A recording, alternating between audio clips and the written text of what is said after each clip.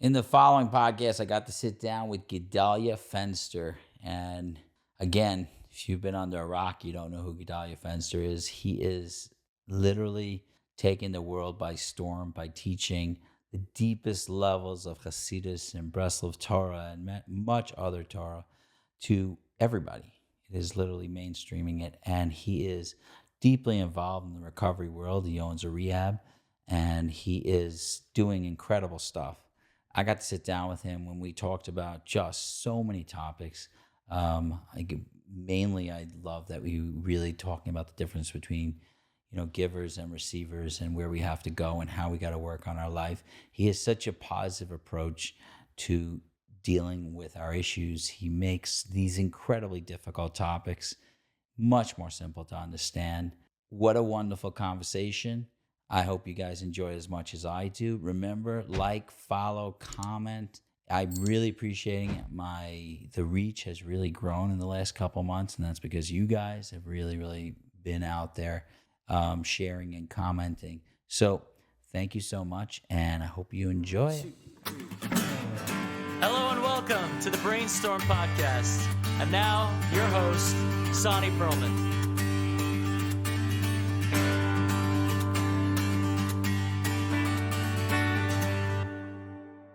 We're live. Gedale Fenster. Is it Gedalia or Gedal? Gedale is fine. Okay. No, because it's spelled so different than Gedalia. Yes, I'm just from Colombia. It's from Colombia. Gedale, but you have to have that kind of an accent. Gedale is good. Oh, okay. Yeah. You're not from America? No, Colombia. South Oh my America. God. Okay. Yeah. I didn't know that. Yeah. You have the dark look. I guess that's the. Anyway, thank you so much for coming. My pleasure. This is awesome. My pleasure. I'm Spending the day in Muncie. You're spending a day in Muncie. Yeah. I was so happy that you agreed to come. Let's start with best I got. Not the best I got. We'll start with. Okay, so I watch a lot of your videos, and a lot of other people keep telling me about your videos, and I look at your videos, and there's a lot of talk about faith. Yes. And I know you're talking about faith tonight. I think I was Shalom Arush or something. Correct. I don't know when this video is going to come out, but it's okay. So you take a guy, and I deal with this all the time with the guys in the house and stuff like that, and you're saying faith, and you're saying, oh yeah, spirituality, and that I want to speak of spirituality also, but I don't know if it's the same thing.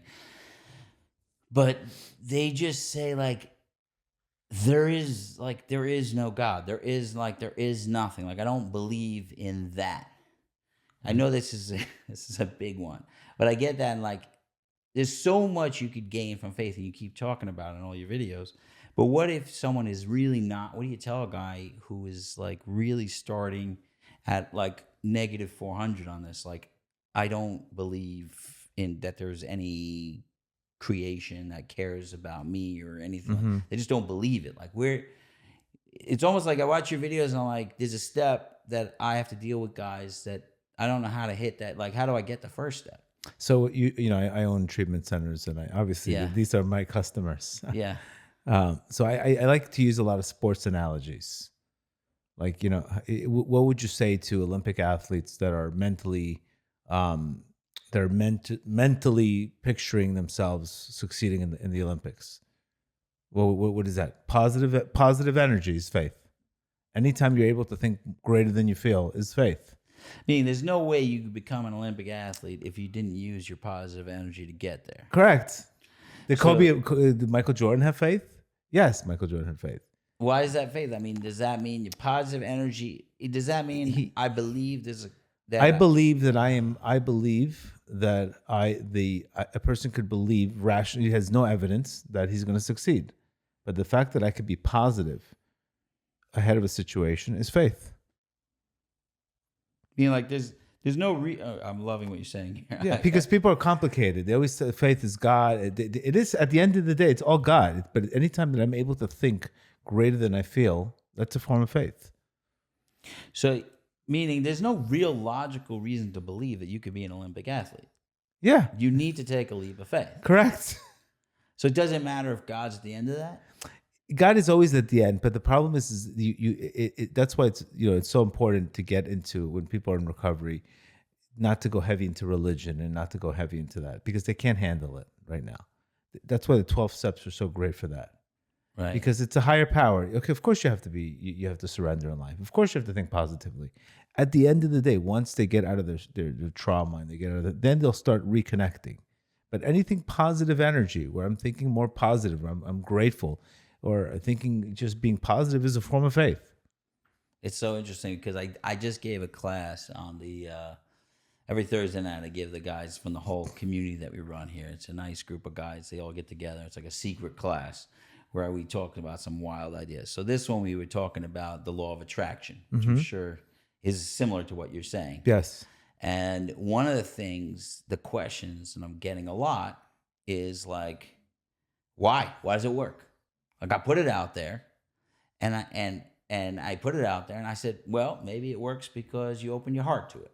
Like I refuse to answer like what you're saying. Like maybe it's because God is making it work. Maybe it's because the energy of the world. Maybe that's how nature works. I don't know, but it works because you're doing it right now. Because you're blocking the goodness, and it's not coming in. And when you open up, it comes in. Right. It's like, so it was a similar idea where I was saying, I even answering maybe if I answered the question, it would be fine, but it's confusing, like what you're saying. Like anything else, you have to make space for it. You have to realize that the essence of knowledge is you know nothing. So when you realize that the essence of knowledge is you know nothing, then you're able to surrender to a greater picture. You're able to surrender to a bigger picture that you can't see. So that allows you to surrender, and that allows you to have faith and believe.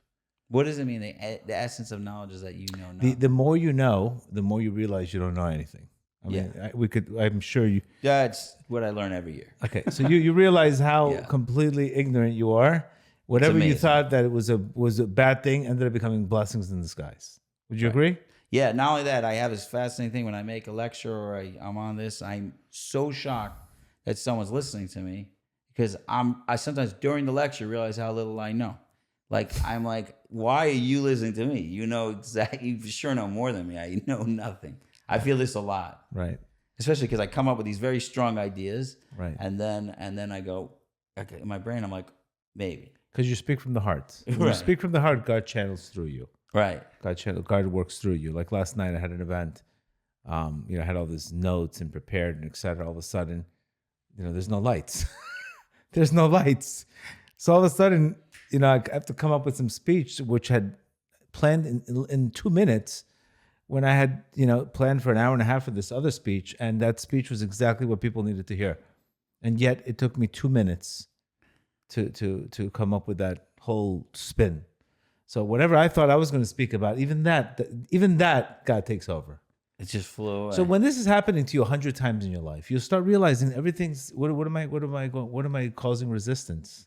Let me just go with the flow. Let me go with the flow of life, and that allows me to have trust in the future. And when similar situations come up, apply the same formula. Right. I think it's amazing because what I found trying to talk to addicts and trying to explain something to them, the best way to explain it is saying you're already doing this. It's not change your attitude, right? Right. So it's not about change your attitude. Exactly. Yeah, change your attitude, but like here's the answer to addiction is spirituality. It's a big part of the answer, right? Spirituality is a big part of the answer. I believe that addiction itself is spirituality. Meaning, what it means, spirituality is my belief that something greater than me is out there, and it is intentionally wants to do something special to fix me, and having a relationship with that being or that thing is spirituality, right? I mean, I'm sure you have better definitions, but I just describe drugs. Meaning, right? Exactly. You're saying it's like the pursuit of drugs is a pursuit of spirituality. 1000%. It's like I want something to heal me. It's that baby inside us going, "Hey, help me," but they don't know it's God. They don't know that it's whatever is out there wants to help them. They think nobody does, so they're trying to control it with maybe a drug or gambling or sex or whatever they're doing, right? So, so when I explain to an addict, it's like it's not that you need to become spiritual. You're already spiritual. Right. You need to channel your spirituality to a healthy place It's not. It's exactly the same thing. I'm saying it's Yeah. like it's already happening. You said it's happened to you 100 times in your life. If you think about the concept, when I say I want to go get high, what does getting high mean? I want to go to a higher consciousness. So right now let's say I feel terrible, okay? And all of a sudden I feel no love for myself. I had an abandonment, a trauma when I was younger. So what's heroin going to give me? It's going to give me the warm hug I never had. So all of a sudden I go from nothing, from feeling completely abandonment to this incredible love in about 10 minutes, right? So what happens? Did I earn that light? No, I didn't earn it. I just killed the ego. So drugs kill the ego. Right. Kill the self-centeredness. So now you got to realize that's what you really, really want in life. You really want that warm love. You want a connection in life. But what happens is you're getting it through toxicity, not through infinity. Right. So now what you have to do is now you have to work on letting go of all the things that are now allowing you to feel that. Or the same, you can take the same analogies. For example, let's say somebody is extremely overly anxious and they don't want to go to a social event. So what are they going to do? They're going to go drink, have 2-3 drinks, and then when they get to the party, they're going to be like really loose, right? So why aren't you loose before? Because you're worried about judgment, you're worried about what people think about you, you're concerned about yourself too much. So the alcohol, all it does is it loosens you up. And what is loosening you up? Stop thinking about yourself. So you're able to go to the party, but at the end of the day, when the party's over, the buzz, you get the crash, and you realize who you really are. So you feel the shame afterwards. So So the key is the whole point of recovery is to go to therapy, go to these and let go of all this, heal all this trauma, and heal all this stuff that's making you self-centered, that's making you think you're abandoned, that's making you think you're worthless. So you, instead of getting high, you can get high, but not in 10 minutes. You have to work through therapy, and you have to work on letting go and surrendering, so you can get high on life, where you don't need to take drugs anymore. Right.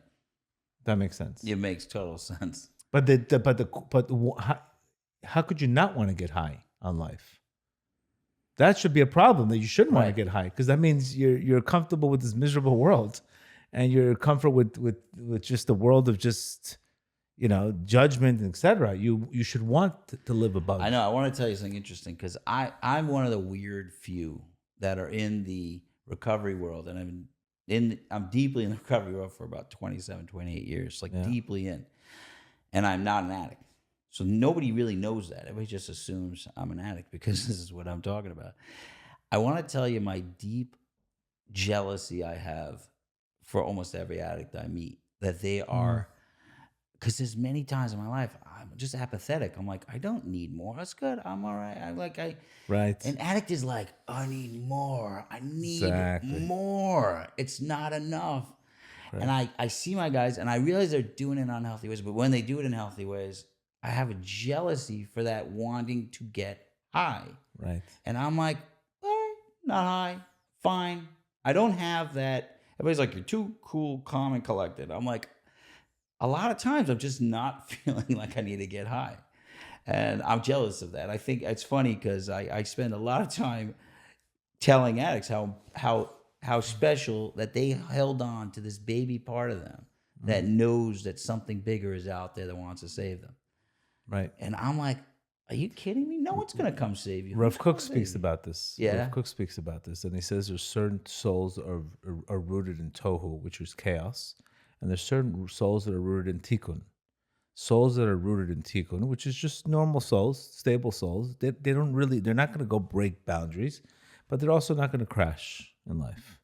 But there's souls that are made in tohu, that these souls, they either go for it all or they crash. So they'll never have any form of rest. They're either running or crashing. Right. So for example, I'm a soul I have an addictive personality. So for me also, I have that hunger of what's the next thing to do. So if it's used in a positive way, you can break through things that nobody else would be able to break through. But if it's used in the opposite, you will crash so bad. Right. So it's almost like you're always in some kind of chaos. But where are you channeling it? Yeah, I mean it's your think soul. I have some of it. I'm not Sure. I wouldn't say I have none, because I as you're saying it, I'm resonating. Like there is a chaos, although it's gone down a lot in my life.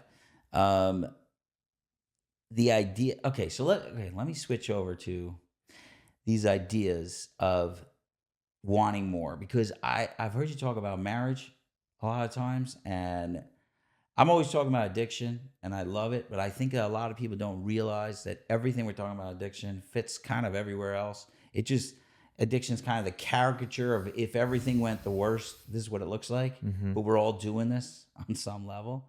Um, I I spend a lot of time like on my marriage. Like I really, really love my marriage and my wife, and Amazing. I'm watching, and I'm saying, like, how do we take these skills, like you're saying, like almost that Bittel idea that, like, when you realize that, like, you said it so much better. I don't know how to say it as well as you, but like, how do I do that if I want to love my wife more, and I want to just, because I literally, I got on a phone with a guy today, and he, how's your marriage doing? And immediately went into like the struggle of it, and I'm like, that doesn't. I'm like, I was asking if you guys are having fun. Can you tell me if you're having fun? You like start there, and then, but it's like it feels like a drag. Right. And I have a similar thing, by the way, with addiction. Like, people don't get better in recovery if they're not having a good time. Meaning, if it's You're just not as bad as passionate. before. Yeah, it's something you do. Hard work. It's either turns into passion or turns into stress. Yes. It depends. It depends on if you love it or not. Right. So either this is a Simon Sinek line. So either you're passionate or you're stressed. Stress means you don't like it. Right. It's hard work. So how do we make it passion? You have to start. You have to start loving it. You have to realize that. So in Kabbalah, we speak about the concepts of, giving and believing. Giving is the work of the mind. I'm sorry, giving is the work of the heart, Right. and believing is the work of the mind. So we're going to get put in situations where our comfort zones are going to get cracked, and we're going to have to go above our means. We're going to go above rationale, and that's called believing. Like you just had faith. Faith is Right. being able to be positive where situations are completely, your rational says, hey, how can I be happy when I have no evidence I should be happy for? So that is the work of the mind. Work of the heart is giving to people and finding the good points in people, even if you've been hurt. And still give because you see that you see the essence of the goodness in them. Right. But the problem today is some people don't know how to receive. You can give to people and they don't know how to receive. So that's another thing. You can giving without the other person receiving could be a disaster also. Disaster. I'm that guy. Yeah. You don't know how to receive. It took forever for me to start learning how to like open up a little receiving door. Right. I was like, You receiving can can help people to give. I recognize that, Yeah. and then for some reason I'm like the hardest person to give things to. Like I don't know, I shut that part of myself down, Right. and it took years. Like, it's really not nice to not accept love from your wife when she's trying to give it to you. Sure. And she's What like, sign are you, by "Here." the way? I'm a Cancer. Yeah. Oh, yeah. Did you see that coming? Why? It's the best one. Everybody loves so the much Cancer. fear. So much fear. There's so much fear there, and so much insecurities to work on. You get me? Cancers have? I don't They know have that, enough. I yeah. wish you could tell me. It's their 'cause- tikkun is they have that connect. They're connected to the energy of Tammuz. Right. So Tammuz is very. Ches It's Tammuz, yeah. huh? Yeah, Ches Tammuz, Tammuz, the energy of Tammuz is destruction. It's destruction. It's one of the months that belong to Asaph. So Okay. it's a month that the energy is very chaotic. Heat chaotic. So what happens is they want to protect. They want to go into a shell. So they're very confident outside, but insecure on the inside. So they have to do a lot of inner work, and just to allow people to give to them, and not be fearful that they'll always get hurt. Not play defense all the time. Allow people to give. So when you allow people to give, you're actually giving them, and it Right. helps you open up more. I have no problem giving. Holy, that's But part you of need the defense. receiving. Yeah, you need to correct, but you need to receive. The receiving I've been working on a lot, but doesn't come naturally. Right. The giving, it's like endless amounts of giving. Like I love giving. Right. It's just, But my you also kids, need my to. You also family. need to. You can give by anything that's difficult for us. We allow another person to give to us. Hey guys, I want to stop for a minute to talk about our sponsor. Our sponsor is wig-guru.com. It is my wife's business. It's an awesome business for everything you need to help with wigs. You know, as a man, you're looking at your wife, you see her wig slipping back a little. You know you don't want to tell her because you don't want to make her feel self-conscious. But on the other hand, you definitely want to tell her because you know she'd want you to tell her. Listen, all those problems go away. Just go to wig-guru.com, use the discount code Brainstorm, and you'll get 10% off all items. We'll make sure that this situation never happens and those wigs never slip. They stay in place. Enjoy. Now back to the program. Is this like, I don't know much about the science. My daughter's very into it, Yeah. and I am. It's this the a work. real Jewish Of course, thing? Of course. We just had a crazy podcast about it. Really? We just had a podcast on kosher astrology where the guy came up with 172 sources. But that's part of the inner work. The inner work, Rav Kook says the most important thing in life is to understand yourself. That is spirituality, is to go and understand yourself. The worst sin you could do in the world is not break Shabbat. It's ignore yourself. Rav Kook says this? Rav Kook says that. I want to tell you something. Is ignoring yourself. Ignoring yourself is ignoring the self. Is neglecting and ignoring the self. Who cares how religious you are? But you're ignoring yourself. You're ignoring, you don't know who you are.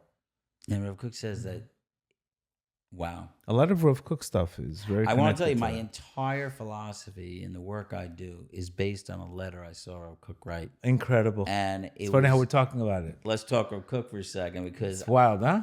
I tell you is that, first I think Rav Kook was like a man way beyond his times. I don't even know if there's going to be a time that ever catches up to Rabbi him. Nachman's teachings are just like, he said, I'm the reincarnation of Rabbi Nachman. Rabbi Nach, I heard that. Yeah. So, but his teachings are more in modern language. Yes. But all of these teachings of Rabbi Nachman, I can show you where pretty much he is. Oh, really? Yeah. Did anyone ever do a comparison study like this? I'm curious. That'd be a very interesting. But it's thesis. very to the soul of the brokenhearted soul, the soul of the spiritual soul, the understanding soul. You understand? Right. So addicts love Reb Nachman because they feel understood. Yeah, he talks about things that I went to Uman a couple of years. So I got to experience all the Rabbi Nachman around me, but I didn't. I never dug deeply into Rabbi Nachman stuff, but just the way he talks about sadness and depression and broken hearts, broken heart, and coming from. But I want to tell you, Rav Kook. What I have with Rav Kook was I found this book. I'm sure it's a famous book now, but I found in the back of an old shul. The old Brooklyn shuls were they should have shut down 20 years ago, and they're still hanging in there.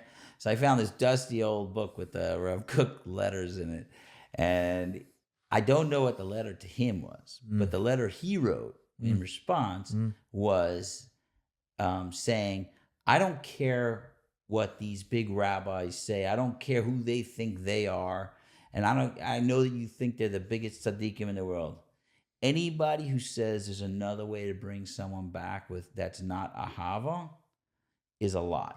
It's true. I don't care how big the so obviously he was responding. He says, if you want your child back, there's only one way, and it's ahava. And if you try anything else, it's not going to work. So it was a very strong letter, and it really, when I first started my recovery, that in the world of recovery and my training, was a lot of this tough love stuff. And I want to say on emphasis on the tough. There was a lot of get your act together and beat them into shape. Yeah, it doesn't work out today. Yeah. And something about it, and I was doing it because I was working in rehabs. That was my training, and every time it just didn't resonate. And Rav Kook was the one who said, it's not true what they're saying. It's just not true. You didn't figure it out yet, but this isn't it. Right. That was back 25 years. Or you have ago. to understand the individual. So there's so much more. First, you have to understand the individual. So Rav Kook was able to understand the individual. Some people do need a tougher. But the majority today, it's love. It's self-esteem, building them up. No, I believe the tough thing comes. Yeah, but when they're ready. Yeah, I think that all of us are ready to be tough. Yeah, You need gevura. It's bottom line is you need gevura. You can't Yeah. have too much chesed, because if you have too much kindness without discipline, then the discipline it becomes enabling. Yeah. So it's always that fine line between enabling and discipline. Well, I want So you you to have to someone you say really that have to work on that Hashem Elokeinu Hashem is like the combination of both. Yud-Kei-Vav-Kei is sandwiches Exactly. the gevura. Like it's surround. The Yud Kei Vav Kei is the revelation. You get tested in Elohim. We get tested through Elohim. Right. We get revealed through Yud Kei Vav Kei. Right. Have you always been involved in Rabbi Nachman and like? I was when I was 22, 23 years old, I relapsed gambling 7 times. I relapsed. Oh my. And I was depression, anxiety, pretty much you name it. And was going out with inappropriate girls, etc. And that's where basically I found Rabbi Nachman's teachings, where I found the book called Advice. And the book said sexual impurity leads to poverty. So I didn't know that how my sexual impurity would lead to me being so poor and being so confused and depression, and etc. And then he showed us how to rectify the Brit, and that really changed everything. And then I started learning his teachings for 15, 16 years. Really? Heavy duty. I was obsessed with it. And then at 37, I decided to give a class because somebody else didn't know how to teach it pretty well. So I said, give me the book. Let me try. There's no passion in what you're talking about. Give me the book. Wow. And then from there, we recorded one class, and next thing you know, it became a speaking career. I'm not even speaking. This is like a side thing for me. Right. I just sat with, A.B. Rottenberg yesterday. You know who A.B. Rottenberg is? Rings a bell. If you grew up in America where FFB, then you know Marvelous Meatos Machine. Anyway, when I was talking to him, I realized somewhere in the middle that he didn't need to do any of those things that I'm in love with him for. And I realized that some of the people that have like changed the world, it's because it was a passion project. Correct. Yeah. It wasn't coming from like I need to do this. They attracted it. They didn't chase it. Yeah. So could I ask you this? What was he talking about with sexual impurity, like being with other people? It's being with either whether spilling seed or hooking up with girls and doing things just the same way as a drug. You're receiving, you're not giving. Right. Anytime you get high, you're receiving, you're not giving. So this is the any time that you're just in a receiving energy, this is a very impure energy. It's an impure energy. So he's saying you got to be on the giving. Without any time, for example, if let's say practically, all of a sudden you eat healthy, you're giving to your body. All of a sudden you start eating unhealthy. You're now receiving. Your body's now receiving. You're not giving to your body, and it's going to eventually make you sick. Right. Because the more you eat, I know about this. Exactly. The more you give, it's actually, you can. It's like a hungry ghost that doesn't stop. Because the more you crave something, the more you itch. The more you itch at something, the more you want to itch it again, and the bigger the infection is, and the more it itches. So just like food. When you eat unhealthy, you're not giving to your body. You're taking from your body. Right. So the same context as. So when could we take? Is there any taking? Receiving should always be. I mean, we were talking about receiving. Yeah, receiving should always be for the sake of giving afterwards. So anytime I receive, for example, I want to make money, but I want to give charity. I want to provide, but I want to take care of my family. So the highest level spiritually there's 4 levels. The first level is receiving to receive. That's the worst level. That's where you're just coming in as a taker. Just gimme. Gimme. The second level is giving to receive. That means you are now starting to give, but your real intention is to receive. For example, a guy who's court ordered into treatment. He's not interested in a spiritual awakening. He's not interested in his family. He just doesn't want to go to jail. Right. So he's doing it, but he's doing it to receive, to get rid of the pain. I will tell you that most marriages that I seem to be struggling, seem to be in that dynamic. Right. Like I give you, like it's a partnership. I give. Where am I getting? Like what am I getting? Right. Right. I've been saying you've seen a Correct. similar thing. Correct. So that's still an impure. It's a lower. It's a very, very lower level, even though we have to go there to that level. Because remember, our job is to really transform to be as close as to the Creator as possible. Right. So, this is where pain comes in life. All of a sudden, pain comes in order. Now, when you start dealing with pain, you're now giving because you're not receiving. So when I go through a tough situation in my life, when I go through a thing, I'm no longer now receiving because pain allows me not to become a giver. I'm breaking my nature. So with the pain. So God is purposely creates receiving. pain in our life. He creates pain in our life in order for us to channel the vessel to become the giver again. Because if not, what does pain do? It pierces the ego. Let's say, for example, it pierces the ego. I'm going to give you an example. Okay, Let's say yeah. you're. Sorry, I love want you it. to go a little deeper I love on this. examples because examples. I think you Please. could just take knowledge in this. All of a sudden, let's say a kid, he grows up, a spoiled kid, right? And next thing you know, he gets everything. He doesn't really have to work hard at anything. But all of a sudden, he starts now dating a girl, and the girl rejects him. First time he gets rejected, he doesn't know what to do with himself. Because he's never been in a situation where he's had to break his nature, become a giver. He's always been a receiver. Right. So that breakup is actually a blessing because it's going to force him now to do the inner work to be stronger in life, which he never had the strength when he was younger. So the pain is actually God's way of making him into a giver. So pain purifies changes the direction from the receiver to the giver.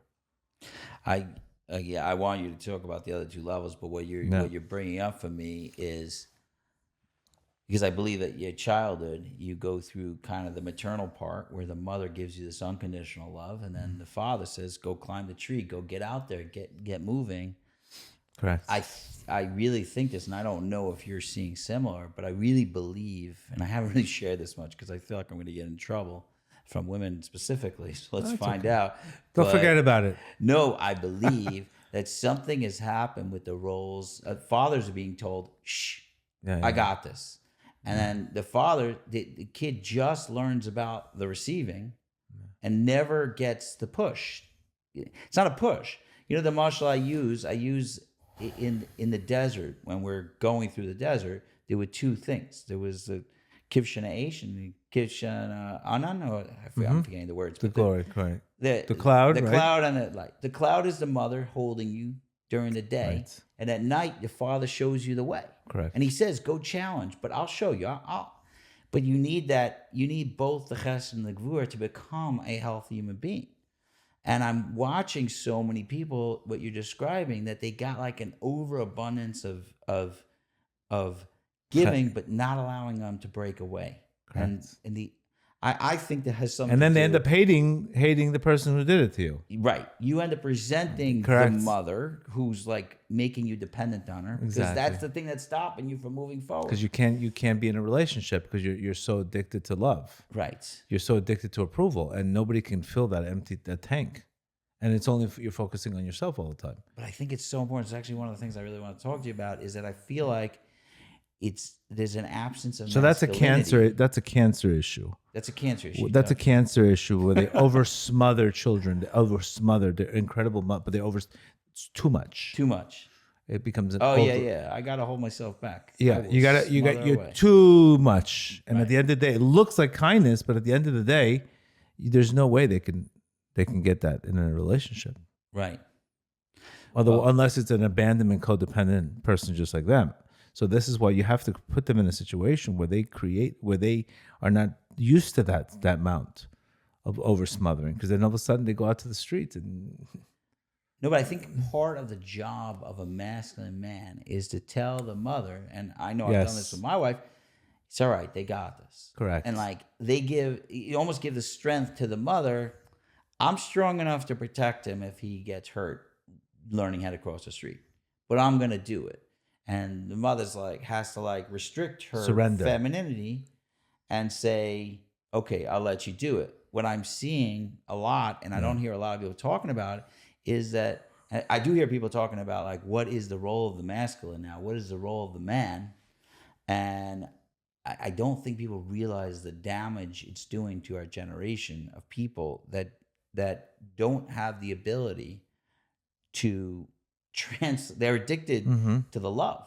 And all addictions are addiction to love and validation. If you really peel away all the layers, that's where it is. I don't know what. It's a big problem. There's right now the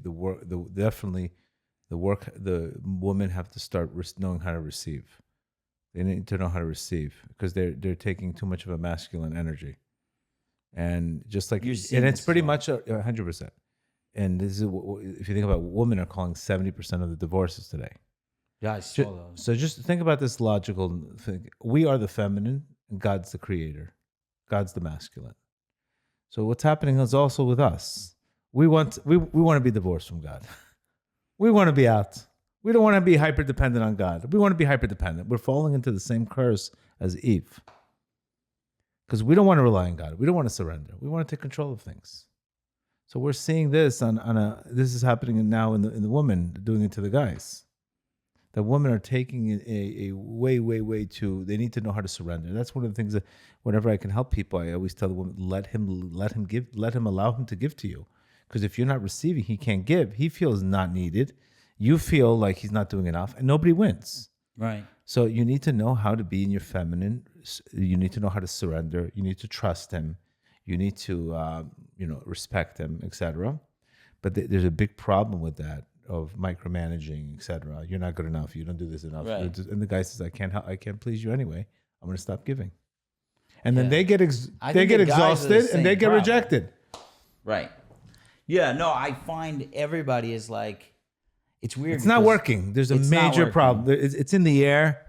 It's everywhere. It's just in the air. It happens to be in the air. But I think spiritually, it's in the air because it's to change our relationship with God and ourselves.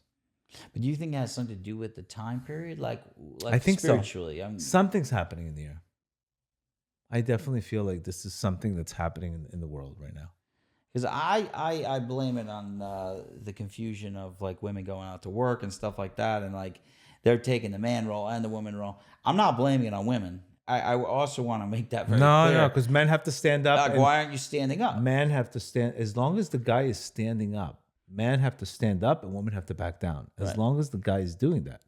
But part of the job of a man is to let a woman know, I got you no matter what. Even if you I'll try to protect knock you, me I'll nurture down, you, I'm going, etc. But some of them, again, there's a lot of wounded childhoods. So let's say the girl, she was raised with a father who was, wounded masculine, right? And she was forced to fight for her life. So her whole life she's in a masculine role. So what happens? A good guy comes up, guys that are in masculine energy will not want to marry girls that are in masculine energy because it'll be competition, it'll be fighting, it'll be this. He wants to feel needed, so he wants to be able to give to somebody. Right. But if she doesn't receive, then he'll go, hey, so she'll attract the weak guy because the weak guy won't stand up for that. Well, he has an abandonment. He has mommy issues. Right. So she'll end up with a weak guy. So let's say you're in this dynamic. Yeah. I think this which is a very common dynamic. Yeah, super common. Yeah, it's what's in the air right now. Yeah, and I'm telling you, almost every time people come to me with difficult relationships, almost every single time I could point at this. Maybe I'm like the surgeon and the surgeon always cuts. I don't know because I only see it. Mm-hmm. Almost every time this dynamic is happening. So now let me ask you, because I don't know the answer. So, and you're here. Let's see, maybe. How would somebody, maybe on a metaphysical level or actually a practical level, switch this dynamic? They hate it. They both hate it. I don't want to be the man. Right. I don't want to be the woman. So guys, how do guys work? Yeah, let's go. Guys have to stop watching porn. They have to stop entertaining themselves. They have to start taking responsibility. So when they become givers. So that's what porn and sexual immorality, it makes you into a receiver. It doesn't make you into a masculine energy. Which makes you feminine. Which she doesn't trust you, which makes her because actual intimacy is giving. Correct. So you can't just give. Is taking. It's porn is taking, exactly. So it's the same thing as an addiction. You're going in there. What did you do? You did nothing. You turn on the TV. Next thing you know, you got into an aroused state. The next thing you know, you got to feel shame. You didn't do anything. Right. So you're So you're saying receiving. the shame is because you're not you. Your shame is because you've done something that without earning it. Okay. That's the shame. For example, if I go to a wedding and I don't get invited to that wedding and I go sit in the back, I'm sitting in the back eating free food. Yes, I'm eating free food, but I don't want to be seen, Right. even though I'm eating free food. I'm eating the food. I'm eating the food, but I probably. don't want to be seen, because if somebody's going to ask me who invited you here, you're going to say nobody invited me here. So you always sit in the back. You're not sitting in the first row. You're not sitting in a wedding in the first row if you haven't been invited. Right. Exactly. Correct. I am actually very surprised when there are certain. I'll tell you an interesting thing. I know I'm going back to this, but I had a guy that I was working with, and he was a beggar. That was his job.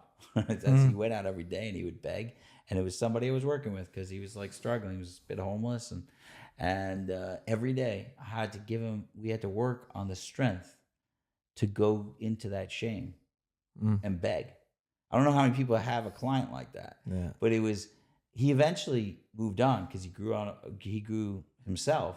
But we were there. We were like, how much shame it is to be A receiver. person asking is like, okay, so you're saying with a man, How does he job- fix it? He fixes it by being in his first thing he has to fix is by being in his masculine energy, and that revolves around sexual control sexually, because that's the area that's the yesod in Kabbalah. Is it control sexually or doing sexual Being stuff the right able way? to go using sexually as a place to give, not just a place to receive. So it's If not I'm going like out with a don't girl, have sex for 6 months. no, not at all. Okay. No, because you make your wife happy. A person makes people. But if he's just going for himself, if he's going to, while his wife is here, he wants to go and hook up with a bunch of girls, he's not giving to those girls, he's receiving. So this energy of receiving causes a catastrophe. Because he's only in a receiving mode. So what's going to happen? He's going to get rejected, and his wife's going to reject him. She's not going to trust him. And it can cause a major, terrible flow of control, of just receiving energy, Right. because she won't trust him, and then she'll overpower. So when he's in his right mode, that allows him to be also financially more successful, and because he's in a giving mode. Right. He's in a giving mode. So you're saying all this starts from sexuality? A lot, self-control, resilience, sexuality. It's all connected, because think about why the person in the first place is going into that place of sadness. It's because he got rejected, Right. or he fell into sadness. Where did he fall into sadness from? Maybe money, maybe something else. So he's not handling his business the right way, or he's not looking for a mommy to take care of him. sadness. When I want to receive is because I feel sad. I feel sadness. Yeah. I feel depression. So I'm going to go escape in order to fill the hole, instead of saying, instead of redirecting from the rejection itself. So you're saying it's just so fascinating because you're getting this from Kabbalistic sources. And practical, yeah. Did you ever hear of David Snarch? No. I'm also a therapist in my other life. So in my non. But everything really everything all comes down to, all of this is in Kabbalah. Right. It's just so it's David a different Snarch language. has a whole approach to fix marriage through the sexuality. Like the sexuality is just a muscle for what's going on. Correct. It's not. So it's a very weird approach. I don't know how successful it is, but I studied it and I thought it was fascinating, like beyond fascinating. But it's very similar to what you're saying. Like start in a place where you're in your basis desires, you're saying, I want to be in a giving place and not in a taking place. Because that's the biggest struggle for guys is that area. Is because we have a desire to take. We are all born with a desire to receive. This is born in our nature. We're born with this. But ultimately, our job is not to not only receive. Our job is to receive, but to channel the receiving into giving.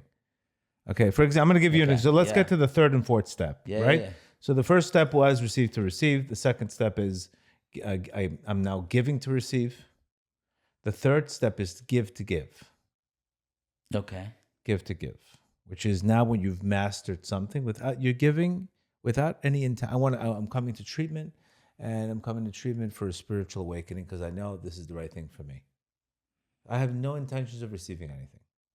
Okay. Once you master giving to give, you know what happens?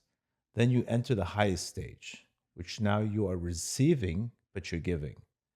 That means you are not receiving from God, but you're receiving is really giving God pleasure. That means you're just a channel for the light. You are the channel for the light. So, for example, let's say If giving is still coming from you. You've done a tremendous job with sober homes. Right? And the reason why I'm here is because all I've heard is of your work, of how great your work is. So right now, it's not even about you. You got to a point where you are now just a channel for God to help people in recovery, because you've mastered giving to give. You've mastered it. You're not doing to receive. You're doing it because you know it's the right thing to do. You found the passion in it. Right. So now God is just using you. It's not even about you. You're the person being used to. You're just a vessel. You're the vessel, correct? Because you've mastered, but you're still receiving. But your receiving is really to give. You got it? Saying like the highest. The highest is to be able to be a channel where God is actually happy by giving you. Right. What does it mean? God is happy. Because God is now God's will. And we could take this example. Let's say you all of a sudden you're working and you're giving a lot of charity. You love giving charity. Yes. So God needs to fund 10 organizations. But because you love giving charity so much and you're not even interested in the receiving, God will now use you to fund 5 organizations. And every time he gives you more, he gets more of a pleasure by you giving. By you receiving, he's actually getting pleasure. It's doing, God's will is going through you. Through you, not because of you. You're talking about co-creating. You're co-creating. Is that similar? That's what you're doing. You're co-creating. You're co-creating because your intention is to channel the light, channel the blessing, channel the things in your life.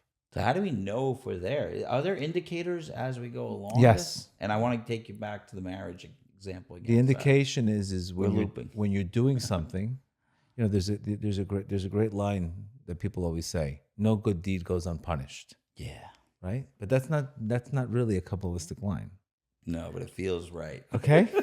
You see? No good deed goes unpunished. What do you mean no good deed goes unpunished? The whole point is that you did a good deed and you want to be you did the good deed and you didn't receive. Right. So when you say no good deed goes unpunished, you should say, "Thank you, God. I didn't have to receive anything. I mastered giving to give." Okay. But we do a good deed and we're pissed off that we didn't receive. And we say, no good deed goes unpunished. I'm not going to do that again. Right. No, it's teaching you that your intention is still to receive. I really told someone this morning. I was talking to one of the guys, and he was very upset because he's like, every day I have to make the coffee in the house, and nobody cares. Nobody tells me. I'm like, you just described to me my whole life. I say every time I give, and then I'm looking around, nothing. And I get a tiny bit resentful, and then I go, why am I being resentful? And then I give again, and then I give. It's like this whole process of like waking up. And I'm like, that's my story. If you're making the coffee to get something, I'm sorry, you're out of luck, man. But do you understand? Yeah, but that's showing you. So that's an indication. Your you're level, there, I'm just not seeing. But you're still. But the fact that you're bothered by it, that means our sages tell us. Yeah, so I'm still in a bad stage. If you're not in a bad state, no, that doesn't mean. Okay. The fact that you notice that this is a problem. Yeah. That means you are now in a stage where, wow, I got to work on this. Yeah. Why can't I just give a person coffee? Why do I have to always think I need to get something out of it? That is the feeling I get every time. But why am I feeling bad? But that's teshuva. Okay. Now you're making teshuva. Okay. Because you're bothered that you're feeling bad. Yeah. So that's actually very good. Okay, good. Because that means that you're actually. I was in, I was out, I was in, I was in. Yeah, that means you want to fix it. You want to just, your intention is, why can't I just give coffee and not be upset if people receive or not? Is the highest level not even noticing? The highest level is you're just having fun. You're just flowing. You're having fun. You're in flow. You're having fun. You're doing your thing. I think in my classes, I think I've gotten to that level where I'm just having fun. I'm having fun. I love to help people. You want to help, you want to pay, you want to donate, you do what you want. I'm just having fun. So I can, I always tell people my class is really, it's me talking to God and you're just listening.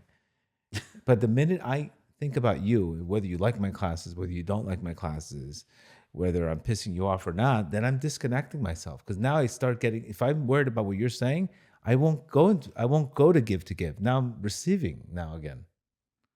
And then I won't be as authentic because I'll be upset if I won't get enough validation or approval. Wow. Wow, this is very beautiful what you're saying. Yeah, this is Addiction 101 also, my friend. I'm aware. This is Addiction 101. But nobody sees that in that lingo. And that's the language of Rav Ashlag, the language of Kabbalah. This is the language of Kabbalah. It's all about the vessel and the receiver. Right. Could I take you back to the marriage thing again? Because Sure. So that marriage is an area where you're going to have. Do I have to go up these 4 levels to be the man in this relationship, to be the woman in this relationship? What do I have to do? You have to switch this. For a man, practically, you have to control your sexual energy and then put your energy only on your wife. Okay. Okay. And in practice, which will make you have so much self-confidence and self-control. Then without self-control, there's no self-esteem or anything. Once you lose self-control, you're not invested in a guy who has very little self-control. Right. You know what I mean? So if you lose your self-control, what are you going to say? Well, I did it because I didn't get enough love. Right. And then you're back in the feminine. And then you're back into the feminine, and then you're blaming, your emotions out of control, you're cheating, and then she can't trust you, and back to this. It's a shame cycle also. It's a shame cycle. Which is terrible. So, okay, so what about for the women? The woman, once they see. Again, the problem is they're in the masculine. Because once the women see that the guy is stepping up, and the guy you need to make him feel needed. So let's say the man is not stepping up, and the woman just says, "I want to change this dynamic in my relationship." It'll never work. I find if the woman doesn't step down, it will never work. Could they step down before he steps up? That's what I'm asking. They have to trust. They have to. That's where, just like I'm saying, it's on the man. As long as the man is putting the effort, and the man is putting the effort, then the woman have to empower him now through giving him the strength to give. If you can't allow him to feel, if he doesn't feel needed in a relationship, he's not going to invest in the person. So when you criticize him, you're competitive against him, you don't allow him to lead or provide. You want to control everything. That was the curse of Eve. What did Eve want to do? She wanted to become hyper independent. Right. So the tikkun for women today is bittul. Surrendering. They need to know how to surrender. So you're saying you have to trust, but is it more of a faith trust? But sometimes the men didn't change it. But you have to give him a chance. With an addict, is an addict going to change in one day? No. But you have to give him. You have to. It's progress versus perfection. We say that all the time. Right. But if you're not focusing on the progress versus perfection, he has no shot. What are we going to do? He's not perfect. Okay, get out of here. Go relapse and die. So you have to, as long as his intention is doing the work, you have to step back, which is the rectification for women, which is control, honor, control. They now become givers by allowing their husbands to give to them. Yeah, I don't need a lot as a man. Right. I just want my wife to completely worship me and think I'm amazing. Or just to make you feel needed. No, to make you feel needed and to make you feel like, to throw you a pat on the back and to be appreciative, that, etc. And by the way, when they do that, they make you feel better and you want to give more. Much more. So you could see that at the end of the day, think about why. I know you guys have the Knicks here. Why do people leave the stadium? Why do the people leave the stadium in the third quarter? Okay. Because it's not possible to win. Yeah. They're getting blown out. It's possible to win. So people start checking out when they know they can't win. So that's when they... The guys will check out when they go, I can't win here. I can't win. There's no way to make this woman happy. Oh, I love what you said about what you, because now my brain is going fourth level, Yeah. and that when someone, you should get to a place in your marriage, both a man and a woman, where you're just flowing. You're doing Flow is the God's key. will Yeah. through you, and you're enjoying giving. But we'll always never stay on one level. We're always going to have a higher level. So there's always going to be a new level, new devil. So there's always going to be that constriction, and then we have to get to a lower space sometimes to get to a higher space. So it's not like it's always going to be perfect, but No. the fact that the new levels should be always higher.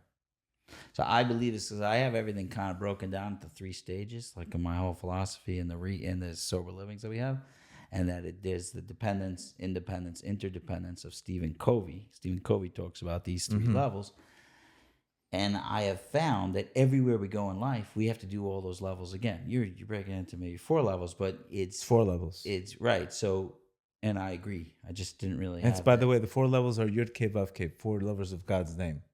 Oh, okay. Yeah. And there's actually words, or just no. The first level represents the lowest level represents the first name of the last name of God's name. Hey, it's Right. just a Hey is a receiver, and then Vav represents giving to receive, and then the next letter is Yud Kei. Hey, the second Hey, which represents now giving to give, and the Yud is now being like the infinite, right. just being the channel. So even Kabbalistically, it's all there. It's So all there. It's all there. Curious if That's it's what we need. connected to the non-non. We really need to reveal this light to the world in a different language. There's so much judgment about religion and Torah and this. It needs to be explained differently today. I hear you. The way you're explaining it is very, very beautiful. What I'm saying is that what you're saying, when you get married, I find that you're back to babyhood. Now Yeah. your relationship is in a baby mode. Yeah, Then you got to like build that and correct. go up to 4 levels again. It's not like you started at the top. You go back to the But bottom. if the male, but remember the male has to take the lead. So if the male is sexually that energy's off, it's hard to even get to the second and third and fourth.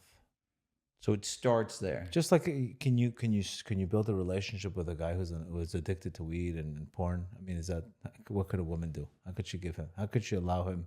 How could she be led by him? There's no self-control. Because he's in the taking mode. He's in a receiving to receive, so she can't. It's not even an option. Right. So she's not. So even, we're not bothered by a woman who wants to receive so much. No, but her receiving is different than our receiving. Her receiving is actually giving, because for her, it's hard for her to receive sometimes, because her rectification comes in control. She likes to control. Eve wanted to control. Eve wanted to become hyper dependent. So her tikkun is letting go.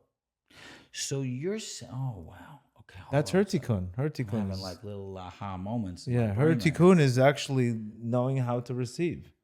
Let me ask you a question. Yeah. We are the feminine in heaven. What is our tikkun? To be able to say Na'aseh v'nishma. Yes, we will listen and we will hear. We're vulnerable. We don't know what it's in the book, but God, you're the masculine. We are the feminine. We're going to receive the Torah. So no, but what you're saying, okay, tell me if I'm right or wrong. What you're saying is, because I'm really in my brain about this is something new that's happening. Yes. What you're saying is that 1000%. nothing's new, right? And that the No, I think it is challenge of new. a The man- past 4 or 5 years, it's more dominant. It's more dominant. But I'm saying the challenge of a man always is that it's not natural to be a man. We want the man as Adam, and Adam wanted to cleave to Hashem and didn't want that independence. The desire of a man is to take, and he has to fight it and become the man by giving. Correct. And the desire of a woman is to be in control. To be in control, to be the giver, and their challenge is to be the woman and be able to receive. They need to. Is this what you're saying? Okay, just think of the sun. Yeah. Think of the sun and the moon. The sun is the giver. The moon is the receiver. No, but what I'm saying, the chiddush that I'm hearing, yeah, is that they're the moon wants to be the moon sun, is always a and receiver. the sun wants to be the moon. No, the That's what I'm sun hearing. should always want to be the sun, which is the guys. Yeah. That's the mass. But when the sun does not shine, because the woman only gets a reflection of the sun, Right. so she can only get what he's giving her. No, but what I'm saying is, I don't know if this is what you're saying. That's what I'm trying to. What I'm saying is that they're actually that the challenge of a man is to be a man. Yes, Meaning he has desire to not be a man. 1000%. Yes, correct. Mic drop. I'm done. No, I'm kidding. That's it. No, you're mic drop. I'm saying. That's it. So okay, because I am sitting here going, men are like. So what do you do? giving up What do you their do? masculine- What are you doing with these people in recovery? What are you doing with those? You're trying to get them to be a man. I'm trying to get them to be a man. But Be a what man. Be a man. problem Take is- responsibility in your life. Right, but the Go into problem that I growth. Stop found- getting high every single time things happen in life. Get high in life. Face pain. Stop running Yes. away from pain. But I do have a little different approach, which is what I found, is that because the original mother in their life Correct. was a toxic level of giving, they're addicted to that. Correct. I have to redo the giving. Yes. The community has to be able to do giving in a healthy way. Giving where we expect you to move forward. Giving where I'm going to hold you while you move forward. And we're going to be the cloud and we're going to be the light. They're both going to happen. So what I find is a lot of people who come into recovery, they skip the first 3 steps of the 12 steps, which is God is going to help you and take care of you. That's the mother.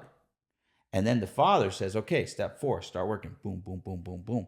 And then you hit the 11, and like then that. you become the father and the mother by step 12. Right. Now you're I like giving that. back. So what I find is a lot of people are skipping 1, 2, 3. Okay, God loves you, da, da, da. No, this is to be done healthy. Otherwise, your whole life, you're going to be chasing that in an unhealthy way. Exactly. So you have to do it in a healthy way.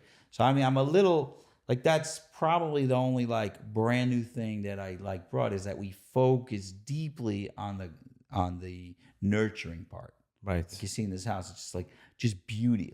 Yes. Beds are comfortable. Food is delicious. Because you're not degrading them. You're telling, hey, you're just like everybody else. So you're Right. creating that warmth. And you deserve a healthy love. Yeah. And not an enmeshment and not a toxic Attachment. and attachment. It's very sad. It's just sad. It's sad how much childhood stuff ends up showing up in relationships. It's just Right. it's and that's why between you and me, if you ask me today, what is this inner work is going to come up. There's 4 types of parents. There's one parent that's high expectations and high warmth. That's a perfect parent. High expectation, high warmth. Second parent has high expectations, no warmth. That's a perfectionist. Right. The third type of parent has no expectations, high warmth. That's an enabler. The fourth type of parent has no expectations, no warmth. Abandonment. Right. So we all fall into one of these types of parents. So let's say you had high expectations, no warmth. You were forced to be a perfectionist. So that's going to show up like a perfectionist in life, an overachiever. Right. And because you never nothing you did was right. Let's say you showed up as you got too much love, no expectations. You're going to show up with all kinds of shame of, no daddy with too much love and no Right. no That's discipline. what we're talking about, yeah. So you could see usually they fall into these 4 things. I also think it's not one parent. I'm saying a perfect relationship will have automatically good parents. And we chose them, by the way. Our What? sages tell us that before we came to this world, we chose exactly our mission, our parents, everything. So you chose this life also, by the way. I like my life. It's good. You chose it. We also chose this package. I chose this package. Yeah. So the fact that you have joy, it means that means you're happy with your package. I wonder if I would have joy if I didn't have my wife. I think that too. So maybe there's a codependent part of me. I don't. That's a cancer inside of you. It's the cancer. It's the tammuz. It's the cancer. Cancer's the best, I thought. No, they're the best at because they need Good at loving. They're very good in, again, parents, nurturing, Yeah. warmth, etc. But it becomes smothering. So you have to know how to release. Okay. No, I say because when I think Moodiness. The Cancer's connected to the moon. it's very moody. They're very moody. It's connected to the moon. That's what rules over them. I'm really annoyed that it's true about me. All you're saying, the things you're saying. I want it all. But that's self-discovery. I know what my problems are. The whole point is if you understand yourself. But what are can you? work on it. What's your Scorpio? sign? Scorpio. Scorpio. Very intuitive, very understanding, very, Is it they very have in the tons of- moach? It's brain stuff? No, it's heart. All There's a heart. lot of heart? All heart, but the inappropriate heart could be anger, possessiveness, this and that. Scorpios and Cancers get along. They get along? Yeah, they understand because they're both very committed. What dates is Scorpio? In the October 20 something to November 10th. But there's also other Yeah. things. There's to November 20th or something. There's other things. There's moon signs. There's a lot of factors. Yeah, but your my general, daughter's deep. My daughter Shalva, she gets very deep. Yeah. We have these books in the house. She looks things yeah, up. yeah. She, They're very deep. They want to break through things if she goes on a date with somebody, then she's like, she looks them up, has to know like what they're because they looking at. they want to be 2 steps ahead. They want to be 2 steps ahead. Right. I'm very annoyed. She predicts like how the relationship's going to go based on all this stuff, and she's not just looking Because they at don't the want to one get thing. hurt. They don't want to be caught off guard. So they're already 2 steps ahead. They're silent, but they're already 2 steps ahead. Right, They already know. They're preparing themselves for. It's a preparation. right. I don't know. I get along with my wife, but I forgot what sign she is. Yeah. I think a Pisces. The purpose is so that's also very good. Pisces, water, Pisces? sensitivity. etc. September is what? No, it's not. September is something else. September's I Virgo. should really know what my wife You is. should know. The only reason why I would say you should know is because you have to understand where they're coming from. Yeah. Because it doesn't mean somebody doesn't love you because they're not acting the same way as you. You're viewing life based on all people must be like this. No, that's how you are. People are completely different. People view the world differently. So this is another thing. We want to stop with the judgment so much, and we want to understand that we all view the world completely different. Okay, so in this view, like I'm an American. Mm-hmm. I want to have fun. Where's the fun in this? I'm just. Okay, we've all had fun. I've had fun. Okay, we've all had fun. Okay, Good fun. I'm talking about good fun. We've all had fun, but we get to the point where I was asking myself, why am I at 22 completely depressed and miserable and anxious? And I'm going to Heat games, I'm going to Dolphins games, and I'm doing this, and I'm having fun. I'm going out with these girls. Why am I miserable and anxious? It's very simple because I'm not earning any of this. I'm receiving, and I'm just living my life without all pleasure. You understand? So I feel empty. I feel like I haven't done anything for it. So you feel shame. So so this is where all of a sudden a person goes through pain, goes through an addiction. It's to transform the vessel from a receiver to a giver. It's actually the greatest thing that can happen. So what happens is when a person's an addict and he gets the energy to change the vessel, he gets high now. So he stops the whole process. Right. He stops the whole process of changing the vessel to become a giver because he's getting high. So he basically puts his life on pause until he gets in recovery. And then he has to go back to the original issue that he's got to fix. He's got to do it again. Yeah, he's got to go back to the original issue. Just because you get sober doesn't mean your life is fixed. Do you agree? 100%. Now you got to go back to the issue and feel the pain and transform what was going on in your life. Yeah, so I mean, the way I describe, because I always, like, we're doing the work, and there's a question that comes up. It used to be a different question, but the question comes up is, why can't we do this work while we're still using? No pain. Oh, because you don't feel the pain. You can't feel it. No, you can't feel it. So you can't. And you're still in receiving mode. You're in receiving mode. I'm trying to bring you into the giving mode, can't. and you're competing. Right. I can't beat that. I can't bring anything in Because you're in the energy of Tuma. You're in the energy of the other side. You're in the very impure energy. So okay, so now different. Can't have a spiritual awakening when you're receiving. Period. Right. Period. You can't. You cannot have a spiritual awakening. Can you have like a blast like that? Can you just get a gift of it sometimes? No, because it will always come from the other side. It's always coming from an impure place. So we have to go somewhere to get to get that spiritual You have to awakening? go. You have to deal with pain. Mm. You have to face what you were facing. Ultimately, to turn the darkness into light. The greatest high is when you turn the darkness into light. Not when you push away darkness. You got to Right. turn the darkness into light.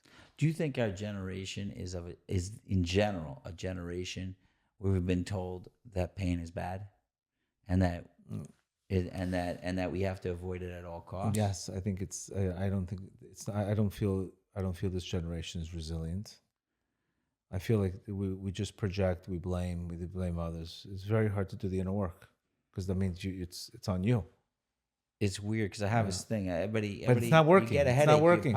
you pop some Tylenol. Yeah, it's not working. It's not working. A pill for an ill. It's not. It's a very soft generation. We're paying the price for it.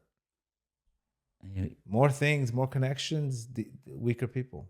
you're speaking to thousands of people. Like, what do you think is like the real issue of the time? Are we talking about it already, or like what are the things? There's that a come lot up of with you? issues. You know, this feminine, masculine thing is a major issue. Doing things to receive it, give to give instead of receiving. I think that's a huge issue today. You know, the process from the prize is another issue today. What does that mean? Separating the process from the prize. You know, when a person's going through something, being as happy as he is going through it, then as he got in the prize. So there's a lot of impatience. So everybody wants things fixed now, but they don't want to. They're not focusing on who they want to become instead of what am I going to get instead of who I become. So there's a lot of work, but if you schedule the work in, just like if you schedule the workout, you will be in good shape.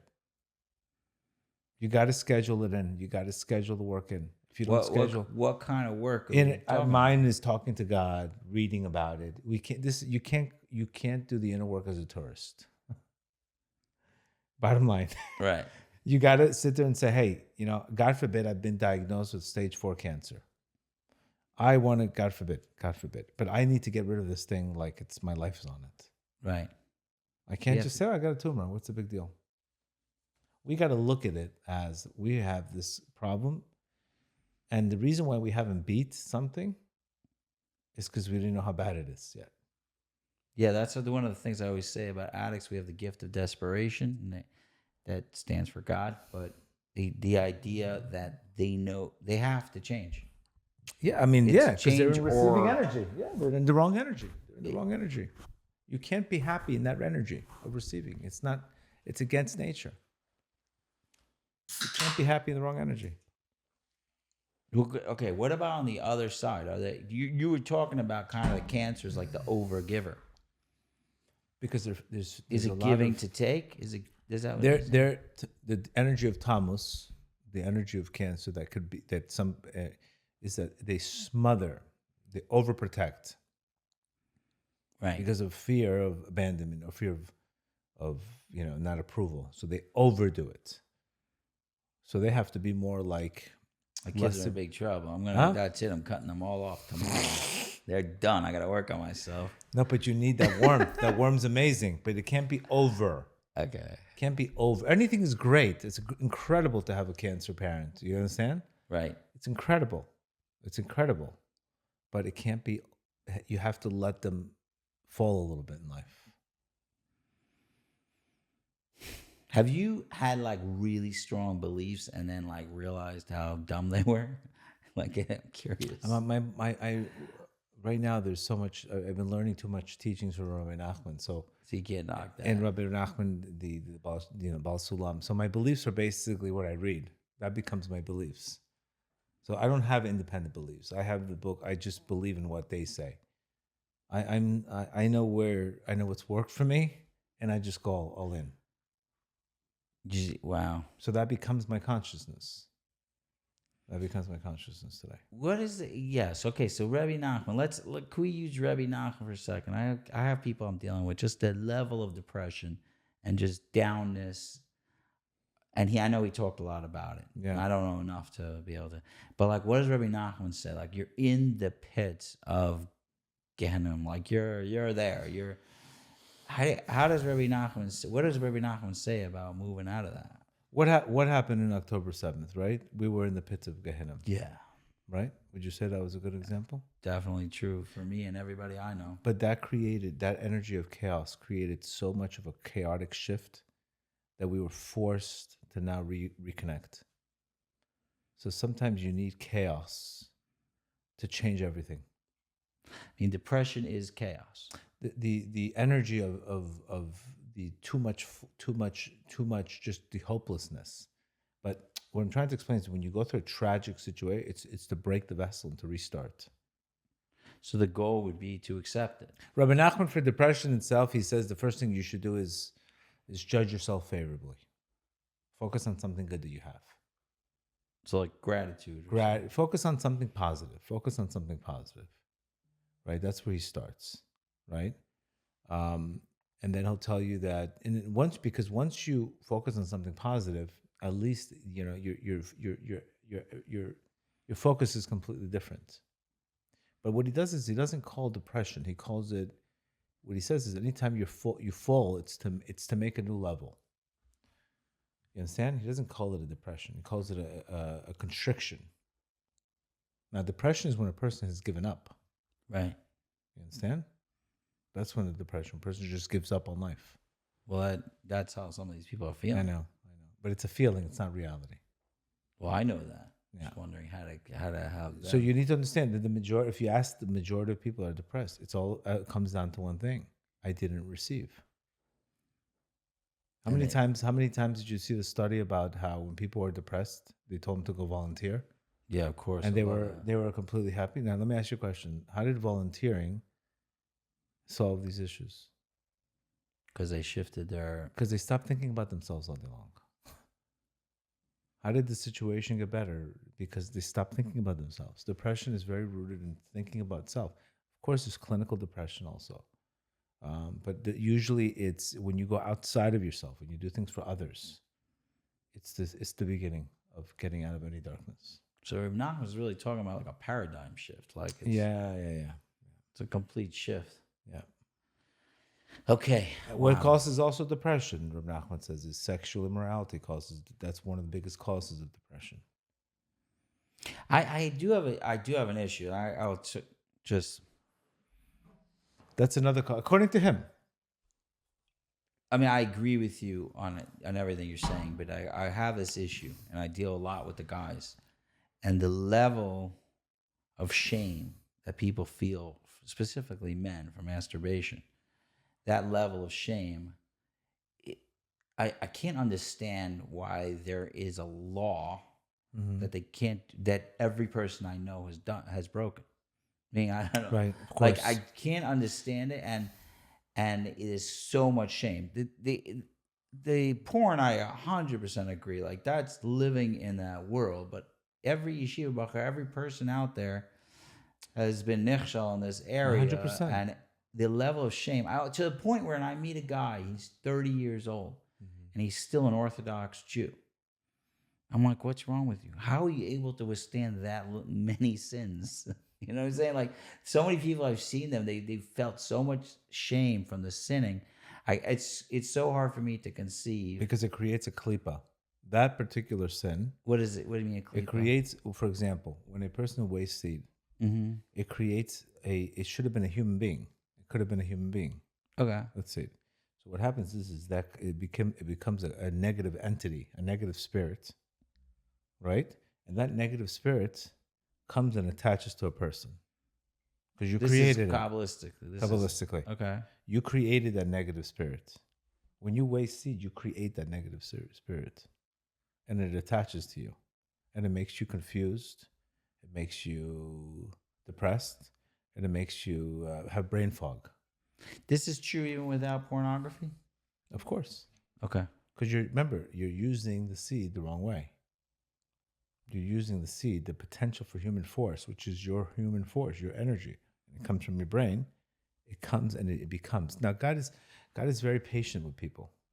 But why would he make a law that no one could keep? The whole point is that the whole point is when you realize that this is causing you such depression, which is also receiving. What are you doing when you're masturbating? What are you doing? Are you giving or are you receiving? I mean, I could definitely make an argument for masturbation from being frustrated. I don't have a wife. It's been years. I'm sexually But think frustrated. about and why. I'm hungry. Think about why you don't have a wife. Okay, I don't know. Is You can think of a rejection lot of reasons. is rejection redirection? What's not allowing me to attract my wife? And this is why my classes are really they really go deep. Yeah, yeah. And they're not here to. We're not here to BS. We're not here to. I'm not. I always said to tell myself, tell me what I need to hear when I was 23 years old. Tell me what I need to hear. Don't bullshit me. Right. Tell me what I need to hear. I don't want to. Don't sugarcoat it. Tell me what I need to hear, so I can at least get the information. Number one, once you start have a masturbation issue, you won't be able to stop. You're gonna ask me the same issue. You're gonna ask me the same issue. What's with this obesity issue? What's with all this? What's with the obesity issue? What's with all the issue with diabetes that people are dying? What's with all these sick issues? People are dying. No, Why would God make food? Why would God make food? I would have that issue if God said don't eat. I would say I understand, but He's not telling you not to eat. He's telling you to go. But this is like If I don't take control of my sexual energy, you know what happened to Adam when he had the issue with Eve? He spilled seed for 130 years. Was that really? Yes. And that created all this negativity and husk. That was after the sin. After the sin, he got depressed, and he wasted 130 years. He spilled the seed. And then he got remarried to Eve. He got remarried, and she had Seth. Doesn't mean you can't repair it. Right. But is it going to happen? Of course it's going to happen. But it becomes a habit. Right. When it becomes a habit, when you're coming into life and saying, what am I getting out of this? But I understand the habit thing. But you need to also understand that it becomes, once you satisfy an addiction, a craving, you're now doubled up, my friend.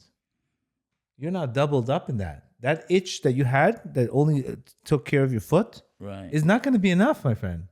It's going to now lead you to other things. So the masturbation becomes okay, let me go to the massage room. Let me go meet a girl. Let me go do this. It doesn't stop. You're assuming it could just stop. No, I'm assuming it because it doesn't stop at that. It's everybody. I agree with you. I've been working with teenagers for so long. Thousands of teenagers. If you tell me 10 of them, but there's a big movement now. I'll be shocked. There's a big movement now in the NoFap challenge. There's all kinds of movement now. The effects of dopamine. It's not like it's it's all over YouTube, semen retention and all that. Right. So people are showing scientifically how this is screwing you up, and people are buying for it scientifically. Right. You're giving away your power. There's videos of people that are 40 days sober and their life changed and their face changed, their confidence. So it's not like it's known that this is a problem. I guess my question isn't. The Rambam says I agree. this. I mean, it's definitely not a thing we should get crazy about. I don't don't. And it's a very, very powerful drug per se, and it's on the taking side. It's confusing to me because every halacha in my life, like I keep all the halachas. Right. I even keep Chalav Yisrael. Like I'm very serious about halachas, and they're easy. I don't mean to say they're easy. I got to work on things, but it's like I never have to eat pig for the rest of my life. I just will never eat. No problem. Correct. No problem. But how can you have a halacha that everybody messes up? Like you can't even control it. I don't know. This is my question. I'm very right. We just need to. We need to. I agree with you. If you go too much focus. and you get crazy and all that stuff, but I can't. Like when I grew up, they always said Hashem will only give you a challenge you can handle, and I'm like, everybody can't handle it. Doesn't mean if you're failing at it. Doesn't mean you're not. How about if that challenge gets you closer to God? Then that's a good challenge. It is. But ultimately, if you don't have this, if you have a lust mindset where you're focusing on lust, it's going to repel your wife away. Right. It's gonna push away the person who you're supposed to, because you're supposed to go in there as a masculine giver. Right. So if this is a constant, if this is a thing where you and remember, Reb Nachman already says that the reason why people have this is because of sadness. It's rooted in sadness. So you have to ask yourself, why am I so sad in the first place? Let me go tackle that issue. Right. I definitely see it as a way It's to an work escape. on yourself. And So it's an escape. So God wants you to turn sadness and cry out to God. And God wants you to turn, I have a rough day, I go work out. Why do I have to take away? We need a better outlet for sadness. right. Go do things with people. When you're doing it and you're just wasting your seed, it's affecting your energy. It's affecting your brain. It's affecting your confidence. Okay. So it's such the amount of leverage that what you get out of it and the amount of pain that it causes. It's not really worth it at the end of the day. Yeah, no, I'm hearing the not worth it.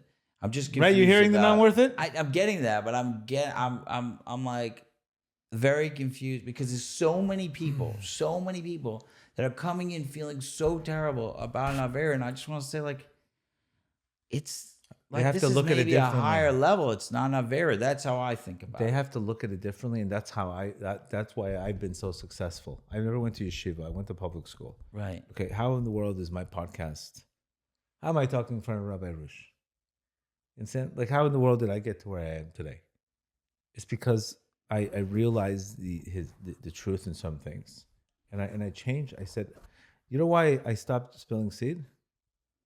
It's because when it said sexual impurity leads to poverty, I said there is no way in hell I'm going to walk around poor, because no way. I had no intentions about fixing, keeping the Brit, and coming to Torah and coming to this. Because I fixed that, it gave me so much more in my life.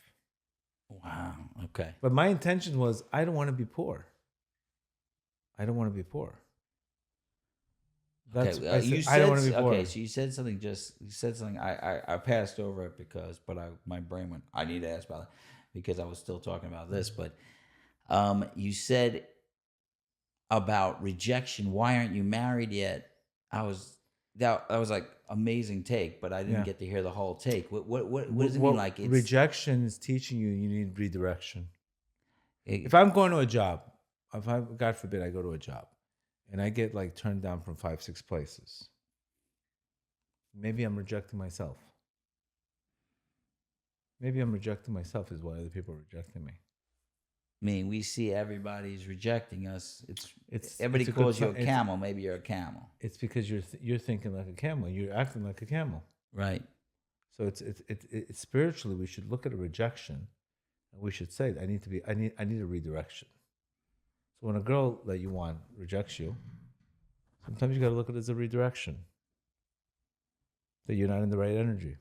Right. So this is another problem. They get rejected. They go back to the porn again. They get rejected again, and it just becomes a crazy loop. But if we are not talking about these issues, at least dealing with these issues to get people, hey, where do I need to work on? What do I need to work on? What do I need to work on becoming a man? Right. Then at least you'll change people's lives. But if you're just talking about the parsha of the week when the guy is not even hearing you, right? People are just they're not even hearing you. So I make sure when people hear me, they hear me. Right. We're not going to talk about. It's a very powerful thing because what you're saying is almost like it's like the opposite of psychology today, where it's like don't blame the victim. Correct. But if we're looking at it from our own view, like, hey, you have to take responsibility for sure. Why are they always rejecting me? So what did Andrew Tate do? Andrew Tate did this on a non-kosher way. Yeah. What did Andrew Tate do? He did so many things. You understand? But what did he do? Why was he so famous? Because he did this, and he spoke a lot of truth, but he did it through anger, not through chesed. He did it through, I feel like Jordan Peterson does it. Jordan Peterson, tremendous job. Through chesed. Correct. He's coming from a very special place. But his main following are also men. So people realize, hey, this is a problem. This is truth. So there's a movement of men taking this role again. I love it because the way you put it before is that like this is our mission. Yes. To become a man, not like act a man because you're a man. No, a man will want to go the other way, and he can't become a man if he's not in control of his sexual energy. Okay. Which is called Kabbalah in Yesod. In Kabbalah, it's called Yesod. It's in Kabbalah. It's called Yesod. You have to translate. Yesod is the foundation. That's the foundation. The foundation is Take control of your sexual energy. Yeah, because all the blessings grow through Yesod, and then they end up going to the vessel. And you got to be in a giving place and not in a receiving Giving also is facing things. Giving also is doing things that are difficult in your life. That's also giving. Right. But you speak to a lot of women, and you say to women, you need to. I forgot the words you were using, but it almost sounded like anti-woman's lib a little bit. Like you gotta like treat your man like the man, and if he's trying, they need to back off. Right. How do women receive that? What you want me to tell? You want to talk about makeup and what do we need to talk about? I'm curious what they say. It's because it's not working. Because it's not working. Number one, it's not working if they're being too tough. Yeah. They're losing their hair from cortisol. Right. Okay. So they have to hear it from a different angle. They have to hear it because they don't want to live like this. They're not happy living like this. Why would you want to live like this? Imagine how happy would you be if you had to go to your company and you had to micromanage every single employee, and you were at the end of the day you're burnt out. Yeah. Okay, so what? You're making money, but you're not enjoying it. So that can't be fun for them. They know it's not the right thing to do. Right. They're exhausted doing it. They have to deal with children, and then all of a sudden you have to go deal with children, micromanage a guy, and make a living. That's not your role. It's a lot. It's a lot, and they're connected to this world. Yeah. They feel the heaviness more. And I think they also get that idea that way they give until they're resentful. Like they're just really, really resentful. We have the women's audiences. I think 55% women, 45% men. Yeah. No, I see that. We have a huge audience. And I love it because you're not saying PC stuff. You're not saying. You're just saying it as it is. Otherwise, I make it into advertisements. I have a radio announcement. Right. It is what it is. It is what it is. We need to hear. Benefit. It doesn't mean you can handle it right away. It could mean say, let me absorb it. This is the stuff. Okay, you know what? This is what it is. Right now, I'm not ready for that. At least it's out there. Let me try to understand this idea. It doesn't mean I don't like what I have to say. I'm saying, it's out there. Right. Out there.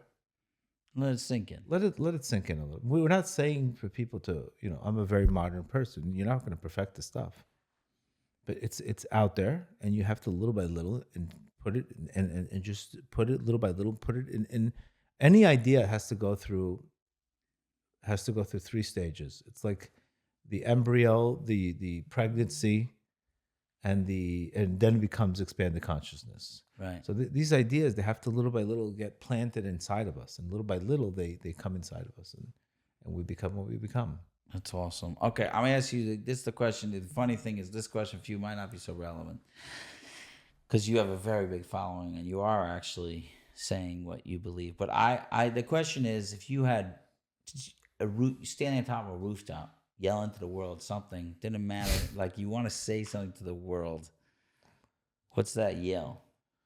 Rooftop yell. What would make my rooftop yell? I would scream Abba. I would scream to God, help us. Help us. Help us. Help us. Okay. Because even every single time you're growing in life, you're always going to hit a new level. And we need to really, really be codependent on God.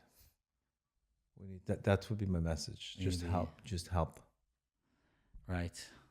I want to tell you, you go to Uman or of course. Okay. So I took 3 groups of active addicts. They weren't sober. It was my other job, which is our place. You're doing a tremendous job with that because they're not easy customers. Yeah, I think they're the funnest. But you're doing a tremendous. I'm trying to explain that you're doing a tremendous job. The amount of patience, the amount of compassion you need to have, it's not easy. Thank you. Okay. You should know that. You should really. It is not easy to deal with this. I know running a treatment center. Yeah. And helping. It's a major work.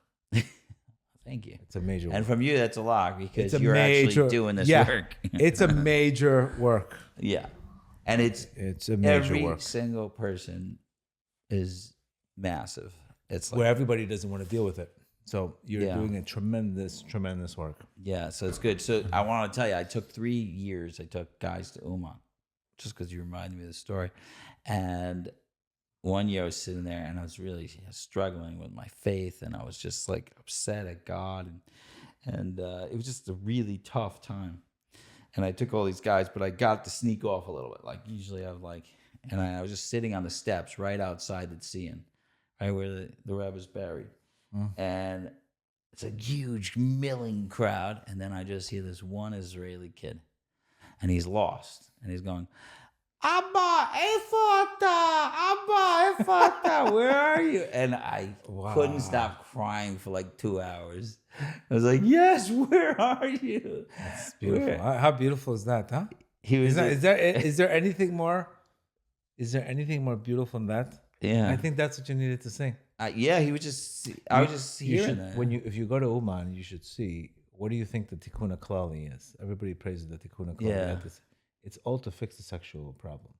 Right. So we're not saying that nobody doesn't have this issue. We're going to fix it. We're saying the prayer to fix it. Right. You understand? That's the purpose of the... I agree with all that stuff, but I want to ban the Avera part. I want to say you should. Okay, it's something you should work on yourself. Forget the Avera part. That's the part that's killing everybody. I never say Avera. Yeah. I never say the Avera part. Nice. You know what I say to them? You're acting like a little... Okay. You know what? You want to act like a little woman? You want to act like a woman? You want to act like a receiver? Right. Then I can't help you. When you're ready to be a man, that's how I sell it to them. I never mention Avera. So I never mention Avera. I never mention sin. I'm like, who do you want to be? My classes are always, what are you leaving on the table? Not what are you doing wrong. What are you leaving on the table? You want to live a life like this? Go ahead, live a life like this. I don't force you to do it. I'm going to tell you what you're leaving on the table. Wow. Completely different approach. It's a different approach. It's this is more of an approach where I don't want to be poor. Not, oh my God, you're mazel. It's a sin. It's an avera. The sin already is the feeling that you're not doing the best version of yourself. Right. And a sin is separating yourself from your a sin. ultimate- The pain for a sin is already the sin. It's already enough pain that I'm already in that direction. I don't need to make you feel worse. Like, we don't need to tell addicts. Why can't we speak to addicts and tell them their negative things? Because they already feel like that. Well, what are you going to do? You're just going to add to the problem? Add fuel to the fire? They've heard it all. They've already heard it all. They've already told everything. They've heard it all before breakfast. Correct. They've already heard how terrible they are and how miserable, how selfish they are, and how they're ruining everybody's lives. I'm going to go tell them, oh, by the way, you're also making a sexual sin. Right. You know, I remember this when we had COVID. People in my recovery center, they were all addicts. Like, COVID, who cares about COVID?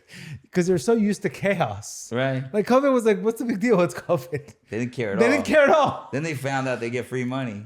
Exactly. They're so excited. Remember this? But the fact that they were in COVID, they didn't even like COVID. I'm not getting vaccinated. It was like everybody else was like, in an astronaut suit. And they couldn't care less. They couldn't care less. I was working in a rehab 9/11, like when the towers are coming down. And it's perfectly normal for that. We turned it on. We're having groups. Let's do a group processes. The whole rehab's and they put on the news, and the guys are like 5 minutes in, they're like, "Can we watch a movie?" Like, what? Like, this is not exciting at all. No, because the whole world is living. They're living like the whole world is living. Yeah, they're living this chaos environment. It's just chaos. So the towers are going. Correct. Down. I'm saying they're living. So when COVID came in the chaos, they're like, "What's the big deal?" So you could see from a life of an addict, they couldn't care less about it. While people who were so fearful, they were flipping out. Yeah. So who's healthier, the addict or the lady with 7 masks and a spacesuit and getting 9 vaccinations? You understand? Yeah. Who's in a better state? Who's in a better state? I don't know. That selfish place could be sometimes very cozy. It's again what addicts can do for the world. And all my employees are in recovery. Yeah. Many of our alumni. And I said, there is no way if it wasn't for what they went through, they could never have the compassion, non-judgmental, and how they treat you guys. You understand? Other people, they don't even know how to relate to you. So when we go through something like an addiction, we become different people. I also think that the part of you that wants more never goes away. It never does. And when they say addicts stay addicts. What's wrong with that? But what's wrong with No, that? there's nothing. That's what I'm saying. When I think of all the people, if you want to spend a little time thinking about all the CEOs and all these people they always want more. making a difference, they're all addicts. Trump is an addict. They're all addicts. Correct. Big time. Correct. I mean, Elon Musk's working 18 hours a day. He's the richest guy in the world. He's an addict also. What's the He point breaks of being boundaries. rich? But that's called a tohu mentality. Yeah. That's tohu. But you could really channel. But if that. it's not channeled the right way, it could become very toxic. Okay, I could talk to you forever. Yeah, I know. I am stopping. Good. Thank you so much for coming. This was My pleasure. really, really, really My awesome. Thank you. I don't know how long that was.